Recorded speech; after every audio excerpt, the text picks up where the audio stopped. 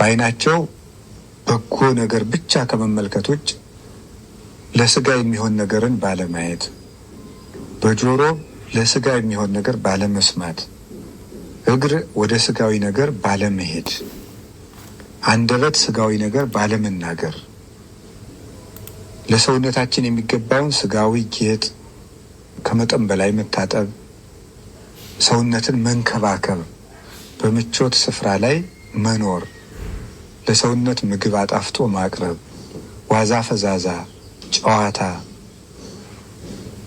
እንዲህ ያሉ ነገሮችን ሁሉ ትተን ራሱን ለሕማም ለሞት ለእኛ ብሎ አሳልፎ ለሰጠ ጌታ ራሳችን መስጠትን የምናደርግበት የምናሳይበት የስጦታ ሳምንት ነው።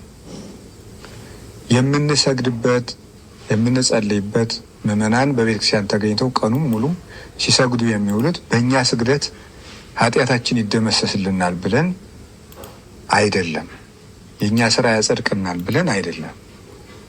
የምናደርገው ራሳችን ለመስጠት ለእኔ ብለህ ወደቅህ ሆይ እኔ ትቢያ ልሁንልህ፣ ለእኔ ብለህ ተደፋህ ሆይ እኔ ልደፋልህ፣ ለእኔ ብለህ ተገረፍክ ወይ እኔ ልገረፍልህ ብለን ራሳችን ለጌታ ፍቅር የምናሳይበት ሳምንት።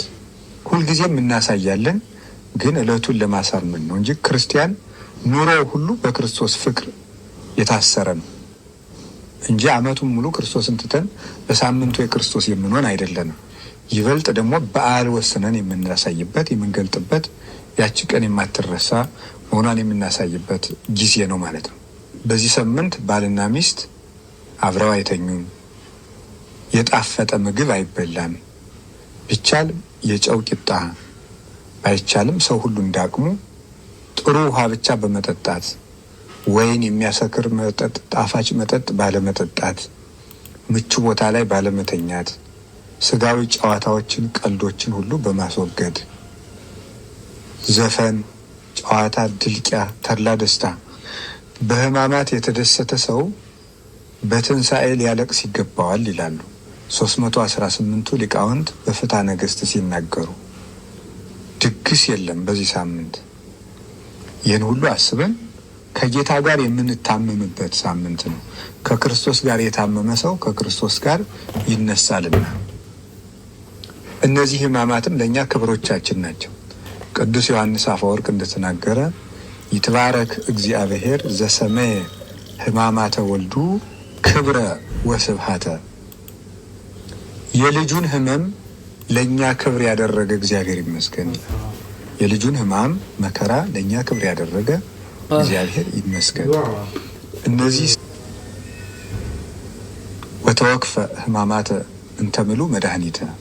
ቴዎዶሲዎስ የሚባል ሊቅ ሲናገር በሃይማኖተ አበው ድህነትን የተመላ ሕማምን ተቀበለ ይላል። ድህነትን የተመላ ሕማምን ተቀበለ። በተቀበላቸው ሕማማት ውስጥ ድህነት አለ፣ የሰው ልጅ መዳን አለ። ሲታሰር ከታሰርንበት ቁራኝነት እርግማን ፈቶናል፣ ቤዛ ሁኖናል። ሲከሰስ 5500 ዘመን የነበረብንን የዕዳ ደብዳቤ እና ክስ ደምስሶልናል። ወደምሰሰ መጽሐፈ ዕዳነ፣ የዕዳ መጽሐፋችንን ደመሰሰ ብሎ ቅዱስ ጳውሎስ በቆላሲስ መልእክቱ እንደተናገረ ደብዳቤያችንን አጥፍቷል። የአይሁድን ግርማ ወይም የሚያስፈራ የሚደነፋ ፊት በመስማቱ በማየቱ ያጋንንትን ፊት ላየንበት ዓይናችን ቤዛ ሆኖልናል። የአይሁድን ይሰቀል ይሰቀል የሚል ድምፅ ስለሰማው ጆሮ ያጋንንትን ማስፈራራት የሰማንበትን ያንን ድምፅ ቤዛ ሆኖልናል። እሱ ስለተገረፈ በሕማም 5500 ዘመን በሞት የተገረፍነውን ግርፋታችንን አርቋል። ስለ መራቆቱ ከጸጋ ተገፈን የነበርነውን ወደ ጸጋ መልሶ የተጠመቃችሁ ሁሉ ክርስቶስን ለብሳችሁታል እንዳለ ቅዱስ ጳውሎስ በጥምቀት እሱን ለመልበስ አብቅቶናል። በመራቡ ምክንያት ቅዱስ ሥጋውን ክቡር ደሙን አጥግቦናል።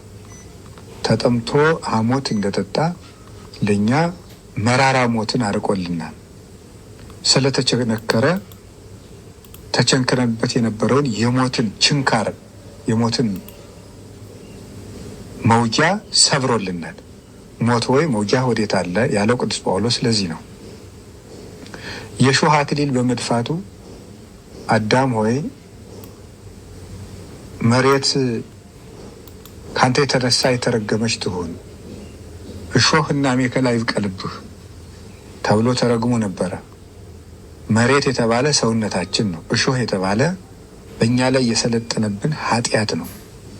በራሱ ላይ የእሾህ አክሊል በመድፋቱ ጌታ መድኃኔዓለም ኢየሱስ ክርስቶስ በእኛ ላይ የነበረውን እሾህ ነቃቅሎ ያጠፋ ዘንድ የኃጢአትን ስልጣንም ድል ይነሳ ዘንድ የእሾህ አክሊል ደፍቶልናል።